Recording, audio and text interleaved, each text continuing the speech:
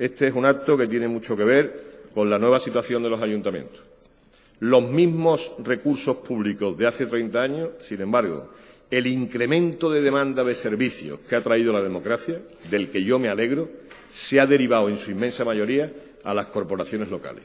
El señor Zapatero afirmó solemnemente, porque casi todo lo hace con solemnidad, esta será la legislatura de los ayuntamientos, lo dijo.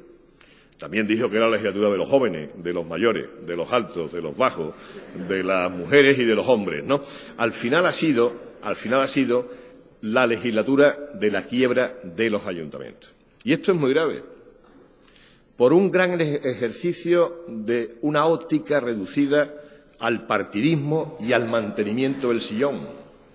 En esta Cámara se aprueba una moción en la que se plantea, se negocia simultáneamente la financiación local y la autonómica. En el Senado se aprueba exactamente la misma moción. Se negocia la financiación autonómica y la local de forma simultánea. Al final, como solo hay una orientación político-partidista, con una ausencia absoluta de proyecto de España y de visión de Estado, el señor Zapatero pone en marcha la financiación autonómica, porque su sillón depende de la financiación autonómica y del pacto con Esquerra. Segundo planteamiento central del programa de Pedro Sánchez, una nueva ley de financiación de las corporaciones locales.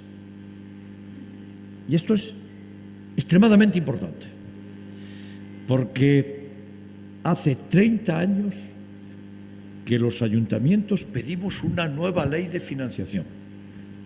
Y es la primera vez en la historia que alguien que puede ser presidente del Gobierno de España lo pone por escrito y viene aquí a decírselo al presidente de la FEP. La primera vez. Claro, esto es extraordinariamente importante, claro, porque en la necesidad de una nueva ley de financiación para las corporaciones locales estamos unánimemente de acuerdo 8.200 ayuntamientos en España, todos. Y lo que acabo de escuchar de la boca de Pedro Sánchez es que él compromete la aprobación de una ley de financiación de las corporaciones locales, de los ayuntamientos. Cómo funcionamos todos nosotros, y la mayoría de nosotros tenemos unos presupuestos que ya están cautivos, aun teniendo unas cuentas saneadas, aun dando todos los años superávit, aun teniendo remanentes de tesorería. Son unos presupuestos que ya están cautivos porque prácticamente el capítulo 1 y 2 se llevan el 70% de lo que nosotros ingresamos. Todo lo demás, todo lo que hacemos es siempre con recursos extraordinarios y no se puede sujetar los servicios ordinarios a recursos extraordinarios que a veces llegan y otras veces no llegan. Por lo tanto, competencias, todas las que no sean propias y que las que no lo son hasta ahora las conviertan en tal, no hay ningún inconveniente, porque yo creo que nuestro principal objetivo es prestar muchos y buenos servicios a nuestros vecinos, pero los servicios hay que prestarlos con dinero detrás. Si no hay financiación, no hay posibilidad de hacerlo correctamente. Creo que hay una dicotomía importante en la pregunta que haces. ¿La financiación de los municipios es la adecuada? No, claramente. Es decir, nos vamos a dar más pábulos a buscar soluciones, a buscar palabras para enmascarar que los ayuntamientos no estamos bien financiados. Segunda posibilidad, tú decías, sin embargo, tenemos una salud financiera envidiable. Es decir, hace muy poquito tiempo, 2 o 3 años, quisieron que los ayuntamientos acceder al Estado parte de nuestros recursos económicos para devolvérnoslos después con unos intereses. Lo propuso la FEM, no fue posible, pero ahí se vio que los ayuntamientos teníamos un superávit superior a las otras administraciones públicas. Y cuando hablo de ayuntamientos me quiero referir a las administraciones locales en general, ayuntamientos y diputaciones, que son lo que yo entiendo que es la administración local. A partir de ahí, pues yo creo que a partir de ahí tenemos que buscar cuáles son las soluciones para poder incrementar esa financiación, que no va a venir de otras administraciones superiores, está claro que no va a venir de otras administraciones superiores, pero que sí que nos tienen que servir para dar mejores servicios. Decía el alcalde de Guadalajara que los servicios públicos tienen que estar de acuerdo con la calidad que necesita ahora la población, pero para dar esos servicios públicos se necesita financiación. ¿Cómo conseguir la financiación? Tiene que ser la inmensa mayoría de ellos con recursos propios. Entraríamos a debatir lo que son competencias propias e impropias y nos tiraríamos todo el día hablando. Pero hay que dejarlo claro. Pero hay que dejarlo claro. Es decir, quiero decir con esto que todos tenemos que saber dónde estamos. Ahora bien, después podremos poner las soluciones que creamos cada uno convenientes. Pero el marco competencial tiene que quedar claro y tiene que quedar muy definido en lo que estamos hablando. La parte de concreción municipalista del proyecto de gobierno de Pedro Sánchez tiene y contiene elementos fundamentales para el municipalismo español. En primer lugar, plantea la derogación de la ley de reforma local aprobada por el Partido Popular en España. Plantea su derogación. Y debo decir que en la última asamblea de 8.200 municipios de España hicimos una votación sobre esta ley. Y masivamente acordamos, alcaldesas y alcaldes, pedir su derogación. Y por tanto constato que el candidato socialista, que Pedro Sánchez, plantea sobre la ley de reforma, la ley de reforma del régimen local del Partido Popular, la derogación, que coincide con la posición mayoritaria en la Federación Española de Municipios y Provincias en su última asamblea. Lo veo, por tanto, con satisfacción, porque creo que elegido en una asamblea que decidió pedir la derogación de la ley y el candidato que presenta su candidatura para presidente de Gobierno la comparte y la plantea, nos satisface.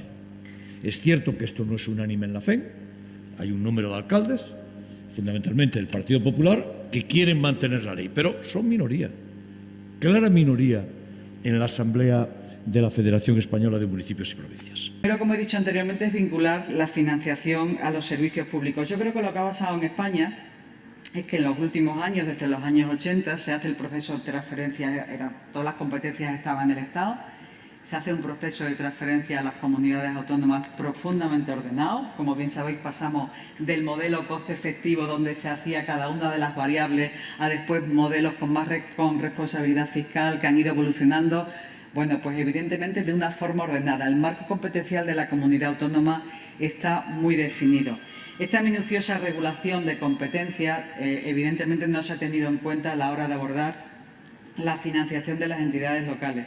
Mi opinión personal es porque eran entidades absolutamente preexistentes, absolutamente consolidadas en el marco territorial y porque se han hecho muchas otras competencias, muchos traspasos de competencias en el marco autonómico. Si miramos estas competencias, tenemos las competencias propias. Oye, hablamos de ellas así, como las competencias propias, y yo me parece que es importante reflexionar sobre ellas. Las competencias, esas propias de las ciudades, son tan importantes que son las que transforman mucho la ciudad. Quizás no tienen la vertiente tan social como tiene la educación y la sanidad, pero desde el punto de vista económico, desde el punto de vista de productividad, desde el punto de vista de competitividad, son competencias de una gran importancia, que además, como decíamos, ligados a la Agenda 2030, están sufriendo una gran transformación en su definición.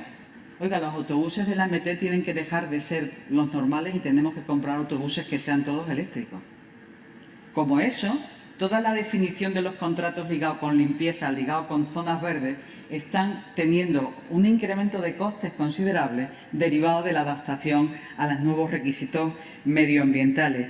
Hay otra parte de servicios prestados por delegación que no se encuentran suficientemente financiados.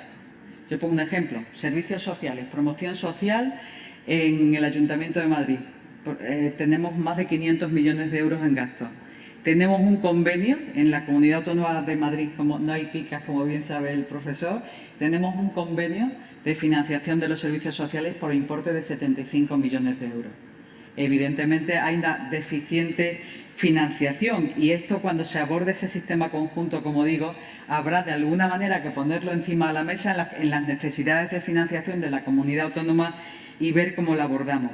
A mí me ha hecho mucho reflexionar en qué tratamiento merecerán en el proceso de transferencias aquellos servicios que se vienen prestando tradicionalmente por el ayuntamiento, pero antes de que existiera la comunidad autónoma como tal. Por ejemplo, el SAMUR. El SAMUR se puso en los años 80, fue la primera. Entonces, cuando llegue la hora de realmente ordenar el sistema, hasta ahora por ese servicio ha recibido financiación la comunidad autónoma, pero lo está prestando el ayuntamiento. Con lo cual tendremos que replantear esos servicios que con carácter antes venían prestando los ayuntamientos, cómo abordar la financiación. Y luego es verdad que la RESAL, yo creo que con muy buena intención en la parte de competencias intentó e incluso limitó más las competencias en el ámbito, por ejemplo, social. Y esto, la realidad es que los ayuntamientos siguen prestando muchos servicios en los diferentes ámbitos, se pueden entender como impropias, como propias, como queramos, pero la realidad es que se siguen prestando muchos tipos de competencias que forman parte, que deberían formar parte de ese análisis conjunto. Porque digo yo una cosa, hay veces que se habla de duplicidades en competencias. Las personas que están en los centros de día municipales no están en los centros de día autonómicos. Las escuelas infantiles municipales, los niños no están en las escuelas infantiles de la comunidad. Con lo cual es verdad que tendremos que eliminar muchas ineficiencias, pero también tenemos que ser realistas a la hora de evaluar el gasto computable. Como digo, para mí es absolutamente necesario definir con claridad el marco competencial, sentarnos en una mesa conjunta con las comunidades autónomas y ser capaces de esos vasos comunicantes, focalizarlos en el servicio público al ciudadano y, sobre todo, también es nuestra obligación en términos de eficiencia. No nos distinguimos tanto los que tenemos responsabilidades en los gobiernos locales. Los ciudadanos nos piden sustancialmente lo mismo y, por tanto, tenemos que ser capaces de darles las soluciones. Pero para poder ejercer con eficacia nuestras competencias y nuestras funciones no necesitamos únicamente de la buena predisposición y voluntad que todos tenemos, sino sin duda también de los instrumentos que nos permitan que el proceso de toma de decisiones sea más ágil y más eficaz y, por tanto, dar soluciones a retos pendientes en el ámbito de los gobiernos locales y singularmente la financiación local que deberemos acometer necesariamente en esta legislatura. Porque si bien es cierto que los que tenemos responsabilidades en los gobiernos locales no somos varones, no es menos cierto que las instituciones locales somos mayores de edad y, por tanto, se nos tiene que tratar como mayores de edad y con la capacidad de no estar sometidos a controles, fiscalizaciones y tutelas que, sin duda, lo único que hacen es dificultar nuestra gestión y nuestro proceso de toma de decisiones.